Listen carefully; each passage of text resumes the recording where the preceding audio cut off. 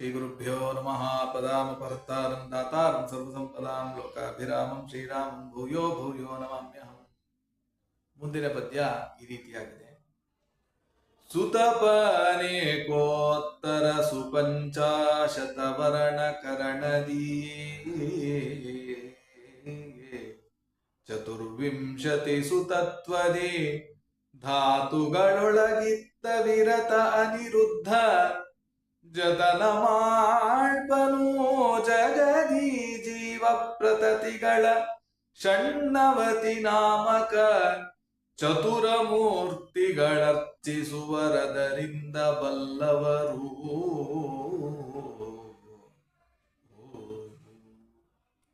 ಸುತಪನು ಏಕೋತ್ತರ ಸುಪಂಚಾಶತ ವರ್ಣ ಕರಣದಿ ಚತುರ್ವಿಂಶತಿ ಸುತತ್ವದಿ ಧಾತುಗಳೊಳಗಿದ್ದು ಅವಿರತ ಅನಿರುದ್ಧ ಜತನ ಮಾಳ್ಬನು ಜಗದಿ ಜೀವ ಪ್ರತತಿಗಳ ಷಣ್ಣವತಿ ನಾಮಕ ಚತುರ ಮೂರ್ತಿಗಳ ಅರ್ಚಿಸುವರು ಅದರಿಂದ ಬಲ್ಲವರು. ಬಲ್ಲವರು ಚತುರಮೂರ್ತಿಗಳ ಅರ್ಚಿಸುವರು. ಹಾಗನ್ವಯ ಮಾಡು. ಬಲ್ಲವರು ಜ್ಞಾನಿಗಳಾಗಿರ್ತಕ್ಕಂಥವರು ಚತುರ್ಮೂರ್ತಿಗಳನ್ನ ಅನಿರುದ್ಧ, ಪ್ರದ್ಯುಮ್ನ, ಸಂಕರ್ಷಣ, ವಾಸುದೇವ ಅಂತ 4 ಮೂರ್ತಿಗಳನ್ನ ಸದಾಕಾಲ ಅರ್ಚನೆಯನ್ನ ಮಾಡ್ತಾ ಇರ್ತಾರೆ. ಅದರಲ್ಲೂ ವಿಶೇಷವಾಗಿ ಈ ಪಿತೃಕಾರ್ಯಗಳಲ್ಲಿ ಚಿಂತನೆಯನ್ನ ಮಾಡ್ತಾ ಇರ್ತಾರೆ ಅಂತ ಅರ್ಥ. ವಿಷ್ಣು ಸಹಸ್ರನಾಮದಲ್ಲಿ ಪ್ರಸಿದ್ಧವಾಗಿ ಬರುತ್ತೆ. ಏನಂತ? ಹಿರಣ್ಯನಾಭ ಸುತಪಾಹ ಪದ್ಮನಾಭ ಪ್ರಜಾಪತಿ ಅಂತ ಬರುತ್ತೆ. ಅಲ್ಲಿ ಸುತಪ ಅಂತ ಶಬ್ದವನ್ನ ಆಡ್ತಾ ಇದ್ದಾರೆ. ಅದನ್ನೇ ದಾಸರಾಯರು ಇಲ್ಲಿ ಸ್ವೀಕಾರ ಮಾಡಿದ್ರು.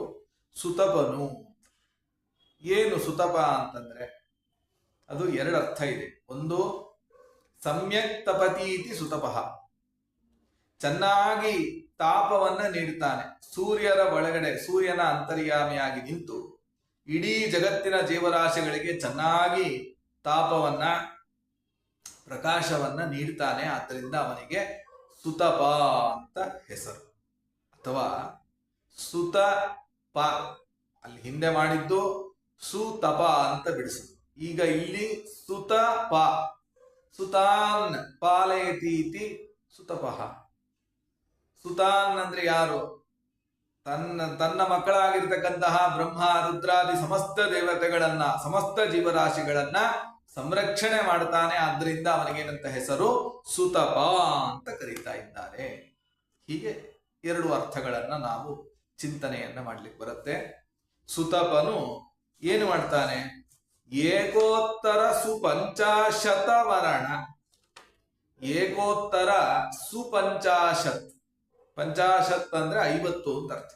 ವರ್ಣ ಅಂತ ಇದೆ, ಅದು ವರ್ಣ ಆಗಬೇಕು ಅಂದ್ರೆ ಅಕ್ಷರಗಳು ಅಂತ.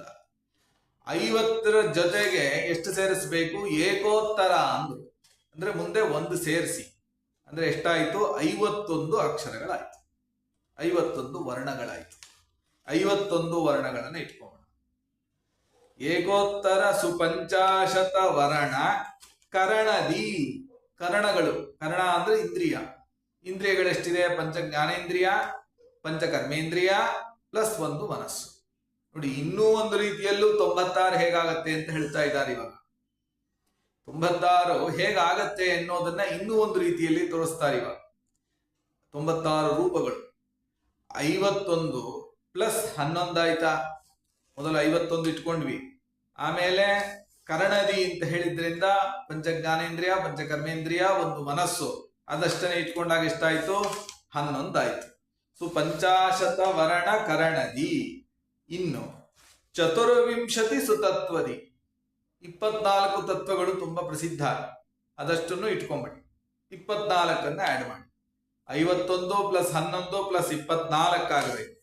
ನೆಕ್ಸ್ಟ್ ಚತುರ್ವಿಂಶತಿ ಸುತತ್ವದಿ, ಸಮೀಚೀನವಾಗಿರ್ತಕ್ಕಂತಹ ಎಲ್ಲ ತತ್ವಗಳು ಕೂಡ ಅದನ್ನ ಇಟ್ಕೊಳ್ಬೇಕು.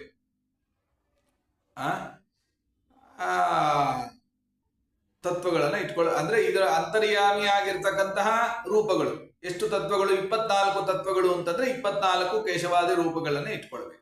ಇಲ್ಲೂ ಕೂಡ ಅಷ್ಟೇ, ಪಂಚಜ್ಞಾನೇಂದ್ರಿಯ, ಪಂಚಕರ್ಮೇಂದ್ರಿಯ, ಮನಸ್ಸು ಅಂತ ಇಟ್ಕೊಂಡಾಗ ಅಲ್ಲಿ ಅಂತರ್ಯಾಮಿಯಾಗಿರ್ತಕ್ಕಂಥ 11 ರೂಪಗಳನ್ನ ಇಟ್ಕೊಳ್ಬೇಕು. ಎಲ್ಲ ಪರಮಾತ್ಮನ ರೂಪಗಳನ್ನೇ ಸ್ವೀಕಾರ ಮಾಡಬೇಕು. 51 ಆಯ್ತು, 11 ಆಯ್ತು, 24 ಆಯ್ತು. ಇನ್ನು ಧಾತು, ಧಾತು ಎಷ್ಟಿದೆ? ಧಾತು ಅಂತಂದ್ರೆ ಒಟ್ಟು 7 ಸಪ್ತಧಾತುಗಳು. ಸಪ್ತಧಾತುಗಳ ಒಳಗಡೆ ಇರ್ತಕ್ಕಂತಹ ರೂಪಗಳು 7 ರೂಪಗಳು ಇಟ್ಕೊಳ್ಬೇಕು. ಆಯ್ತಾ? ಇದರ ಜೊತೆಗೆ ಪ್ಲಸ್ 3 ಇಟ್ಕೊಳ್ಬೇಕು. 3 ಯಾವುದು ಹಿಂದೆ ಹೇಳಿದ್ವಿ ನಾವು. 3 ಇಟ್ಕೊಂಡ್ಬಿಟ್ರೆ ಯಾವುದು 3 ಅಂತಂದ್ರೆ ಇಷ್ಟನ್ನ ಕೂಡ ಗುಣತ್ರಯಗಳನ್ನ ವಿಭಾಗವನ್ನ ಮಾಡ್ಕೊಂಡು ಇಟ್ಕೊಳ್ಬೇಕು. ಅಂದ್ರೆ ಗುಣತ್ರಯಗಳಲ್ಲಿ ಭಗವದ್ ರೂಪಗಳನ್ನ ಇಟ್ಕೊಳ್ಬೇಕು. ಸತ್ವಗುಣ, ರಜೋಗುಣ ಮತ್ತೆ ತಮೋಗುಣಗಳಲ್ಲಿ ಇರ್ತಕ್ಕಂತಹ 3 ಭಗವದ್ ರೂಪಗಳನ್ನ ಇಟ್ಕೊಳ್ಬೇಕು. ಸೊ ಇಷ್ಟನ್ನ ಸೇರಿಸಿದ್ರೆ ಎಷ್ಟಾಯ್ತು? 96 ಆಗುತ್ತೆ. 51 ಆಯ್ತಾ? ಆಮೇಲೆ 11 ಪ್ಲಸ್ 24 ಪ್ಲಸ್ 7 ಪ್ಲಸ್ 3 ಇಷ್ಟನ್ನು ಸೇರಿಸಿಬಿಟ್ರೆ ಷಣ್ಣವತಿ ಆಯ್ತು. ನೋಡಿ ಎಷ್ಟು ರೂಪಗಳಿಂದ ಹೇಗೆ ಚಿಂತನೆಯನ್ನ ಮಾಡ್ಲಿಕ್ಕೆ ಬರುತ್ತೆ ಅಂತ ದಾಸರಾಯರು ನಮಗೆ ಇದನ್ನ ತಿಳಿಸ್ತಾ ಇದ್ದಾರೆ. ಚತುರ್ವಿಂಶತಿ ಸುತತ್ವದಿ ಧಾತುಗಳೊಳಗಿದ್ದು ಹೇಗಿರ್ತಾನೆ? ಅವಿರತ. ಅವಿರತ ಅಂದ್ರೆ ಇವತ್ತಿರ್ತಾನೆ ನಾಳೆ ಹೊಟ್ಟೋಗ್ತಾನೆ ಅಂತ ಅರ್ಥ ಅಲ್ಲ.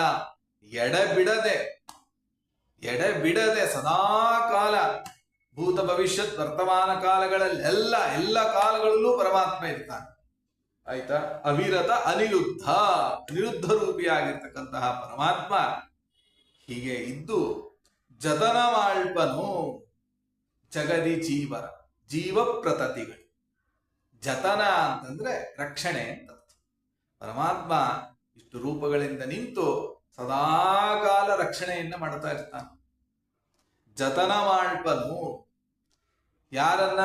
ಜಗದಿ ಜೀವರ, ಜಗತ್ತಿನಲ್ಲಿರ್ತಕ್ಕಂತಹ ಎಲ್ಲ ಜೀವ ಸಮೂಹಗಳು, ಕೇವಲ ಮನುಷ್ಯರನ್ನಷ್ಟೇ ಅಲ್ಲ, ಎಲ್ಲ ಜೀವರಾಶಿಗಳನ್ನೂ ಕೂಡ ಪರಮಾತ್ಮ ಏನ್ ಮಾಡ್ತಾನೆ? ಸಂರಕ್ಷಣೆಯನ್ನ ಮಾಡ್ತಾನೆ. ಜತನ ಮಾಳ್ಪನು ಜಗದಿ ಜೀವ ಪ್ರತತಿಗಳ ಷಣ್ಣವತಿ ನಾಮಕ. ಷಣ್ಣವತಿ 96 ರೂಪಗಳನ್ನ ಹೊಂದಿರತಕ್ಕಂತಹ ಪರಮಾತ್ಮನಿಗೆ ಹೆಸರೇ ಷಣ್ಣವತಿ. ಅವನಿಗೆ ಹೆಸರೇ ಷಣ್ಣವತಿ. ಷಣ್ಣವತಿ ನಾಮಕನಾಗಿ ಷಣ್ಣವತಿ ರೂಪಗಳಿಂದ ಪರಮಾತ್ಮ ಎಲ್ಲ ಜೀವರಾಶಿಗಳನ್ನ ಸಂರಕ್ಷಣೆಯನ್ನ ಮಾಡ್ತಾ ಇರ್ತಾನೆ. ಅದರಿಂದ ಏನ್ ಮಾಡ್ತಾರೆ? ಬಲ್ಲವರು ಚತುರ್ಮೂರ್ತಿಗಳ ಅರ್ಚಿಸುವರು. ಅದರಿಂದ ಹೀಗೆ ಪರಮಾತ್ಮ ರಕ್ಷಣೆ ಮಾಡ್ತಾ ಇರೋದನ್ನ ತಿಳಿದಿರ್ತಕ್ಕಂತಹ ಜ್ಞಾನಿಗಳು, ಬಲ್ಲವರು ಚತುರ್ಮೂರ್ತಿಗಳ ಅಂದ್ರೆ ಅನಿರುದ್ಧ, ಪ್ರದ್ಯುಮ್ನ, ಸಂಕರ್ಷಣ, ವಾಸುದೇವ ರೂಪಗಳನ್ನ ಎಡೆ ಬಿಡದೆ, ಆಯ್ತಾ? ಆ ಅವಿರತ ಅನ್ನೋದನ್ನ ಇಲ್ಲಿ ಇಟ್ಕೊಳ್ಳಿ. ಅವಿರತ ಅರ್ಚಿಸುವರು, ಎಡೆ ಬಿಡದೆ ಅರ್ಚನೆಯನ್ನು ಮಾಡ್ತಾ ಇರ್ತಾರೆ. ಎಡೆ ಬಿಡದೆ ತಾವು ಜ್ಞಾನಿಗಳಾದವರು ಅರ್ಚನೆಯನ್ನ ಮಾಡ್ತಾ ಇರ್ತಾರೆ. ವಿಶೇಷವಾಗಿ ಈ ಪಿತೃ ಕಾರ್ಯಗಳಲ್ಲಿ ಚಿಂತನೆಯನ್ನ ಮಾಡ್ತಾ ಇರ್ತಾರೆ. ಯಾರು ಈ ರೀತಿಯಾಗಿ ಚಿಂತನೆಯನ್ನ ಮಾಡ್ತಾರೆ, ನಮ್ಮ ಮಕ್ಕಳು, ಮೊಮ್ಮಕ್ಕಳು ಯಾರ್ಯಾರಿದ್ದಾರೆ ಎಲ್ಲರೂ ಕೂಡ ನಮ್ಮ ಬಂಧು ಬಳಗ ಯಾರ್ಯಾರನ್ನ ಸಂರಕ್ಷಣೆ ಮಾಡಬೇಕು ಅಂತ ಇದ್ದಾನೆ ಪರಮಾತ್ಮ, ಅವರನ್ನ ವಿಶೇಷವಾಗಿ ಅವರಿಗೆಲ್ಲ ಆಯುರ, ಆರೋಗ್ಯ, ಐಶ್ವರ್ಯಾದಿಗಳನ್ನು ಕೊಟ್ಟು ಪರಮಾತ್ಮ ವಿಶೇಷವಾಗಿ ಅವರನ್ನೆಲ್ಲ ಸಂರಕ್ಷಣೆಯನ್ನ ಮಾಡ್ತಾನೆ ಅಂತ ಹೀಗೆ ತಿಳಿಸ್ತಾ ಇದ್ದಾರೆ. ಚತುರ್ಮೂರ್ತಿಗಳ ಅರ್ಚಿಸುವರು, ಅದರಿಂದ ಬಲ್ಲವರು.